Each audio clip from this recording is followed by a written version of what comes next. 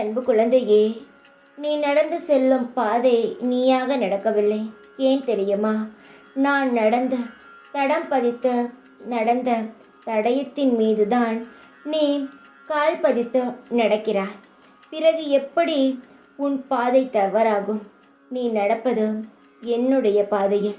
அதனால் தைரியமாக நீ நடக்கலாம்.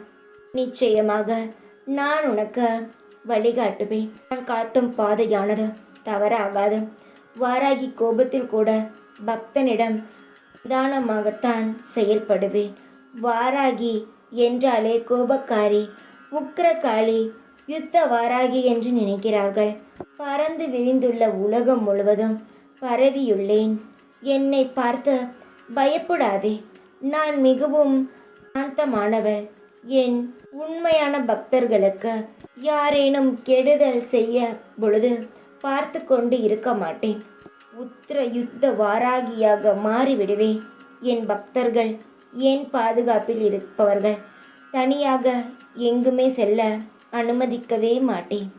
இந்த வாராகி செல்லும் பாதையில்தான் இருக்கிறாய். என் துணை உனக்கு எப்பொழுதும் பாதுகாப்பானதாக இருக்கா. ஏதோ பேருக்காக என்னை நினைத்து வணங்கக்கூடாது. என் பேரை தினமும் உண்மையாக நினைத்து உச்சரிக்கும் பொழுது வாராகி நான் உனக்கு தாயாக மாறிவிடுகிறேன். எந்த ஒரு நிமிடமும் உனக்காக வந்து நிற்கிறேன். இந்த நொடியும் நான் உனக்காக வருவேன். நான் இருக்கும் இடம் உனக்கு சொர்க்கமாக இருக்கும். இனி எதை பற்றியும் கவலைப்படாதே. தைரியமாக இரு. ஜெய் வாராகி.